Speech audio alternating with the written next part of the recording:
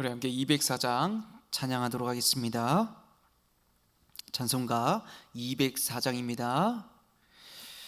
주의 말씀 듣고서 준행하는 자는 반석 위에 터닫고 집을 지음 같아. 비가 오고 물나며 바람 부딪혀도 반석 위에 세운 집 무너지지 않네. 잘 짓고 잘 짓세, 우리 집 잘 짓세. 만세 반석 위에다 우리 집 잘 짓세.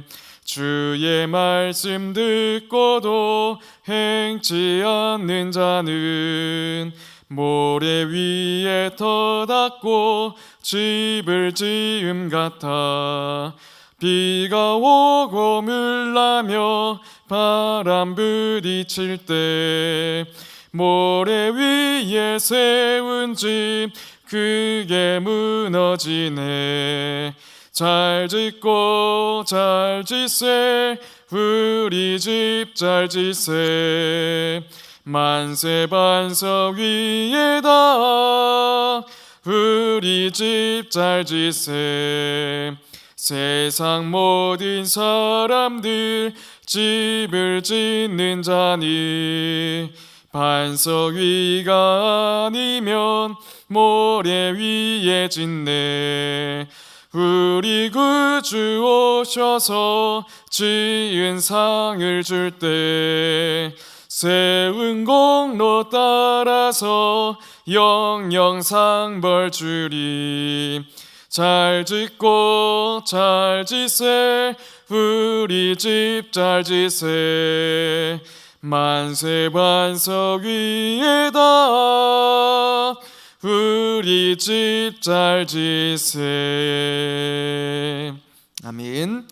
오늘 우리에게 주시는 하나님의 말씀은 마태복음 7장 13절부터 29절까지 말씀입니다. 마태복음 7장 13절부터 29절 말씀을 제가 봉독하도록 하겠습니다. 좁은 문으로 들어가라. 멸망으로 인도하는 문은 크고 그 길이 넓어 그리로 들어가는 자가 많고, 생명으로 인도하는 문은 좁고 길이 협착하여 찾는 자가 적음이라. 거짓 선지자들을 삼가라. 양의 옷을 입고 너희에게 나아오나 속에는 노략질하는 일이라. 그들의 열매로 그들을 알지니 가시나무에서 포도를 또는 엉겅퀴에서 무화과를 따겠느냐.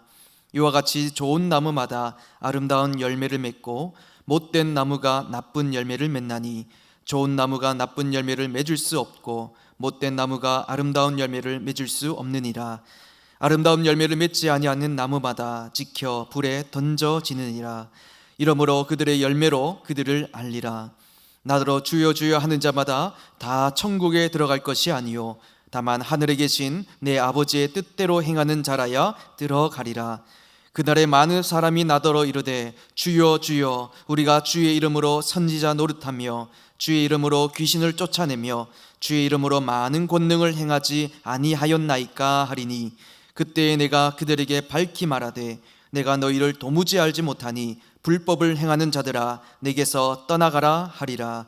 그러므로 누구든지 나의 이 말을 듣고 행하는 자는 그 집을 반석 위에 지은 지혜로운 사람 같으리니, 비가 내리고 창수가 나고 바람이 불어 그 집에 부딪히되 무너지지 아니하나니 이는 주추를 반석 위에 놓은 까닭이요 나의 이 말을 듣고 행하지 아니하는 자는 그 집을 모래 위에 지은 어리석은 사람 같으리니, 비가 내리고 창수가 나고 바람이 불어 그 집에 부딪힘에 무너져 그 무너짐이 심하니라.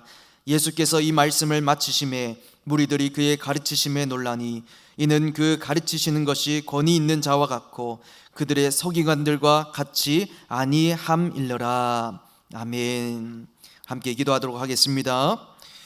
거룩하신 하나님 아버지, 이 아침 저희들을 깨워주시고 주님 앞에 나와 기도하며 예배할 수 있는 귀한 시간을 허락하심을 감사드립니다. 새벽의 고요함 속에서 저희의 마음이 주님을 더욱 가까이 느끼고 주님의 음성을 듣는 시간이 되게 하여 주시옵소서. 주님, 저희는 부족하고 연약한 존재임을 고백합니다. 하루하루 살아가는 삶 속에서 주님을 온전히 의지하지 못하고 세상과 타협하며 때로는 죄 가운데 걸어갔던 저희의 모습을 주님 앞에 다 내려놓습니다. 주님의 크신 사랑과 자비로 저희를 용서하시고 예수 그리스도의 보혈로 다시금 정결케 하여 주시옵소서. 이 시간 저희가 드리는 예배를 통하여 주님을 깊이 만나는 시간이 되게 하시고 우리의 기도와 찬양이 주님께 상달되게 하옵소서. 주님께서 저희를 위해 예비하신 말씀을 통해 힘과 소망을 얻게 하시고 그 말씀이 우리의 삶을 변화시키는 능력이 되게 하여 주옵소서. 사랑의 주님, 저희가 속한 가정과 교회를 위해 기도드립니다. 각 가정마다 주님의 평강이 넘치게 하시고 모든 구성원들이 믿음 안에서 하나 되어 서로 사랑하며 섬기는 가정 되게 하옵소서. 특히 질병으로 고통받는 이들, 경제적으로 어려움을 겪고 있는 이들에게 주님의 위로와 도움의 손길을 베풀어 주옵소서. 저희 교회가 주님의 뜻 안에서 하나 되어 주님의 복음을 전하며 지역사회와 열방을 섬기는 교회가 되게 하여 주시옵소서. 또한 교회의 모든 사역과 봉사가 주님의 영광을 위해 쓰임받게 하시며 맡은 자들에게 지혜와 사랑을 더하여 주옵소서. 하나님 아버지, 이 땅의 세계를 위해서 기도하며 나아갑니다. 전쟁과 갈등, 분열과 고통 속에 있는 이 세상에 주님의 평화가 임하게 하옵소서.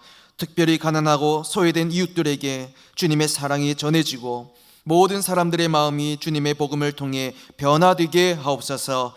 이 나라와 민족을 위하여 기도드립니다. 주님께서 이 땅의 지도자들에게 지혜를 주시고 모든 국민이 정의와 사랑 안에서 화합하며 살아가는 나라 되게 하옵소서. 이 시간 저희가 드리는 기도가 삶 속에서 실천되게 하시고 저희의 모든 발걸음이 주님께 영광 돌리는 길이 되게 하옵소서. 오늘 하루도 주님의 손길로 인도하시고 우리의 삶 속에 주님의 사랑과 평안이 가득해 하여 주시옵소서. 모든 말씀 우리를 구원하신 예수 그리스도 이름으로 간절히 기도드립니다. 아멘. 여러분, 우리는 하나님의 백성이자 예수님의 제자입니다. 이것이 바로 우리 그리스도인들의 정체성입니다. 우리의 정체성을 늘 명심하는 자는 세상 가운데 거짓 진리와 가치에 휘둘리지 않습니다. 왜냐하면 항상 우리 중심이 하나님께 있기 때문에 그렇습니다. 그럼에도 우리가 종종 세상 가운데 넘어지는 일을 겪게 되는데, 여러분, 그렇게 되는 이유가 무엇입니까? 여러 가지가 있겠지만 근본적으로 우리가 하나님에 대해서 잘 모르기 때문에 그렇습니다. 그리고 하나님에 대해서 우리가 잘 잊기 때문에 그렇습니다. 우리의 정체성을 견고히 붙잡기 위해서는요, 바로 우리의 정체성의 근본이신 하나님에 대한 지식이 밑바탕 되어야 한다는 겁니다. 여기서 말하는 지식은요, 머리를 넘어서 우리의 마음에까지 오는 지식을 말합니다. 즉 하나님을 경험하는 것, 하나님을 교제하는 것을 말하는 겁니다. 사랑의 하나님에 대해 우리 많이 들어왔지만 하나님의 사랑을 경험하지 못한다면 그것은 제대로 아는 것이라고 말할 수가 없는 것입니다. 오늘 본문은 예수님께서 그리스도인이 어떤 삶의 모습으로 살아가야 하는지 보여주고 계십니다. 우리가 예수님의 가르침대로 살아가려면 무엇보다도 복음이신 예수님에 대해서 잘 알아야 됩니다. 예수님이 어떤 분이신지, 또 어떤 역사를 이루셨는지, 또 우리와 무슨 상관이 있는지, 이것을 제대로 알아야 바로 우리가 예수님의 가르침대로 살아낼 수 있다라는 것입니다. 오늘 본문에서 예수님은요, 세 가지 비유를 들어 우리에게 교훈해 주십니다. 여기서 우리는 당신의 백성을 향한 예수님의 사랑과 은혜를 발견하게 됩니다. 사랑하는 주의 백성들이 주님 다시 오실 날까지 구원받은 백성답게 살아갈 수 있도록, 그래서 우리에게 주신 그 구원, 영생을 영위할 수 있도록 우리에게 은혜로 교훈해 주시는 모습입니다. 오늘 이 교훈을 가지고 주님의 사랑과 은혜 안에서 실천해 나가는 저와 여러분이 되기를 바랍니다. 예수님의 가르침을 우리의 삶 속에서 어떻게 실천해 나가야 되겠습니까? 먼저 성도는 삶의 방식에서 좁은 문과 좁은 길을 선택해야 된다는 것입니다. 13절과 14절 말씀입니다. 좁은 문으로 들어가라. 멸망으로 인도하는 문은 크고 그 길이 넓어 그리로 들어가는 자가 많고 생명으로 인도하는 문은 좁고 길이 협착하여 찾는 자가 적음이라. 여러분, 예수님은 가장 먼저 좁은 문, 좁은 길로 가라고 하십니다. 자, 여기서 말하는 좁은 문과 좁은 문은 길은 무엇을 말하는 겁니까? 바로 예수님 그분을 말하는 것입니다. 다시 말해서 우리가 들어가야 하는 그 좁은 문과 좁은 길은 곧 예수님을 따르는 삶이라고 말할 수 있겠습니다. 그렇다면 그와 반대되는 넓은 문과 넓은 길은 무엇입니까? 바로 자기 생각과 자기 본성을 따라 사는 삶을 의미합니다. 우리 인간의 본성을 생각하면 여러분, 넓은 문과 넓은 길로 가는 것이 타고난 본성에 부합하는 것이고 또 그것이 우리에게 너무나도 자연스럽고 편안합니다.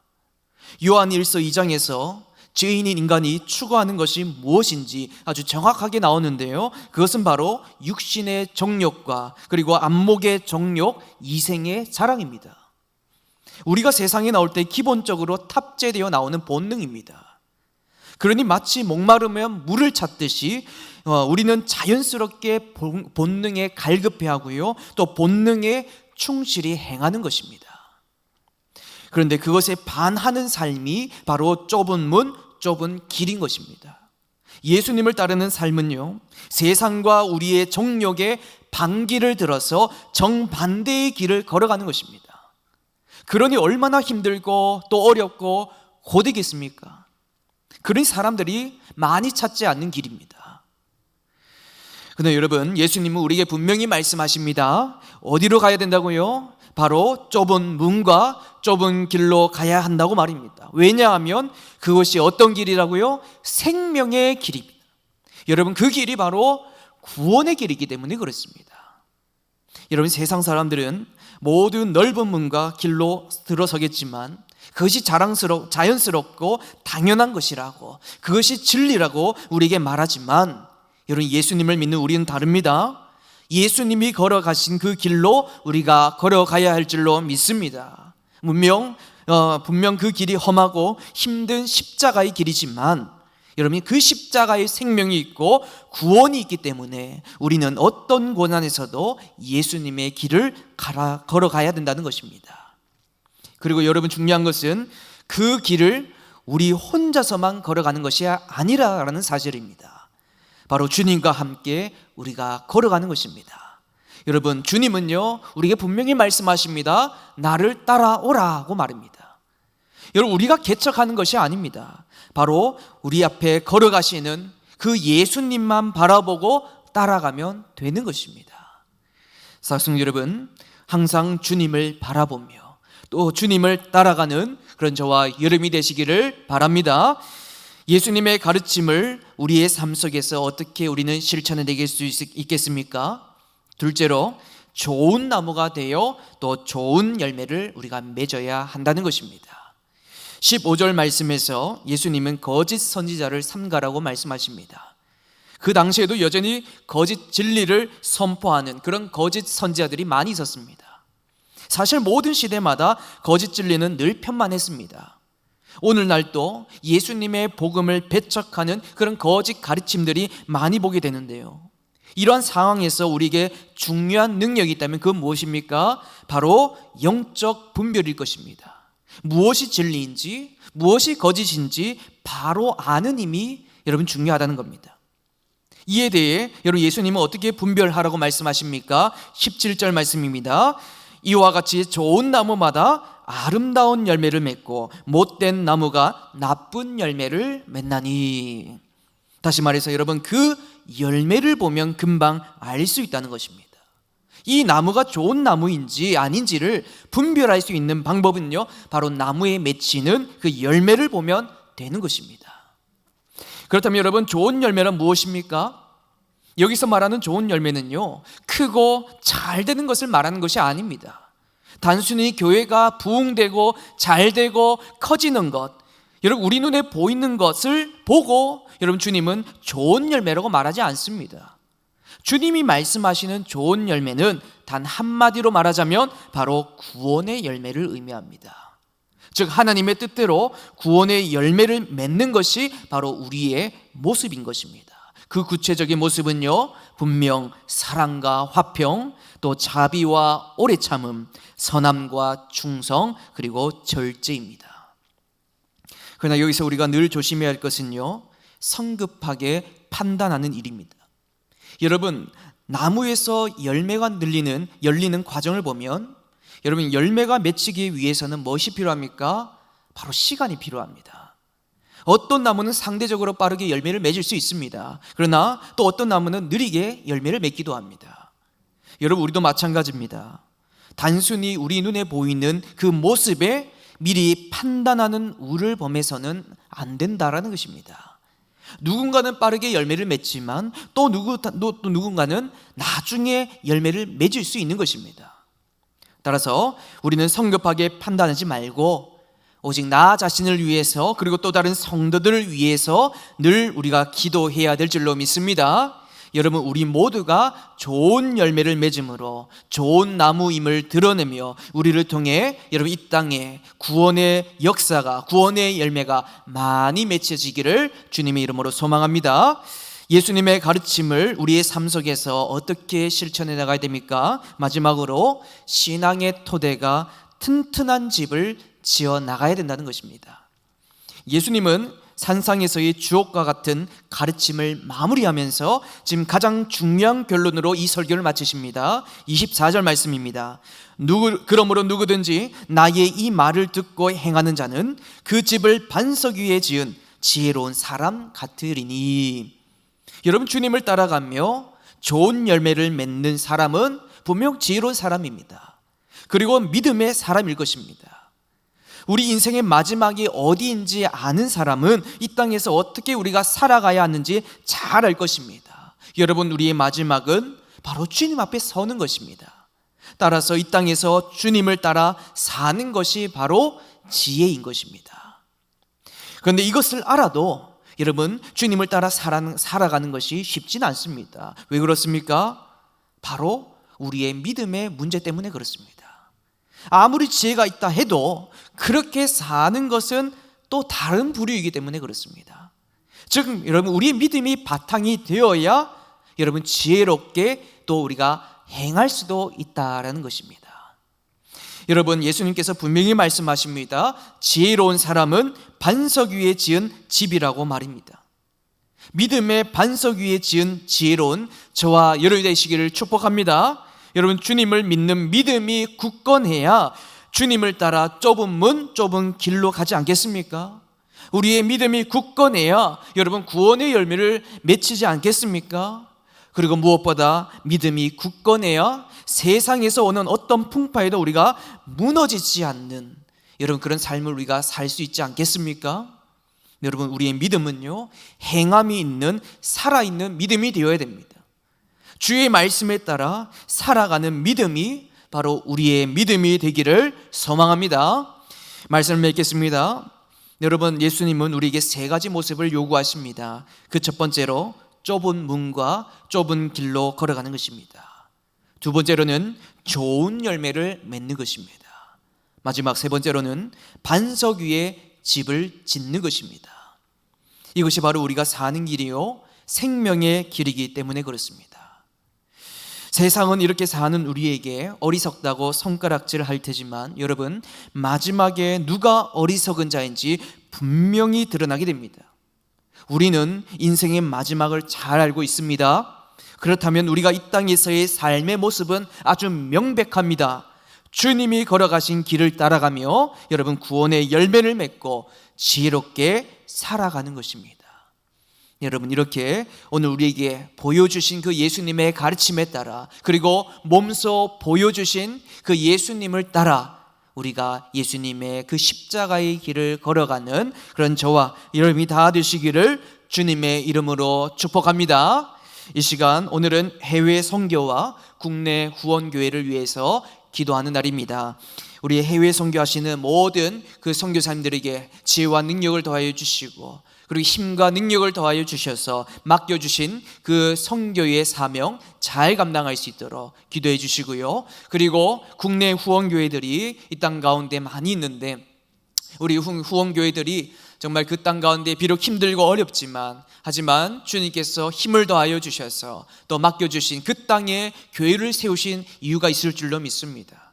그래서 그 목적을 바로 알아서 정말 교회가 정말 주님의 그 뜻대로 걸어가는 그런 우리 후원교회들 다 될 수 있도록 기도해 주시길 바랍니다. 그리고 오늘은 설 마지막 날입니다.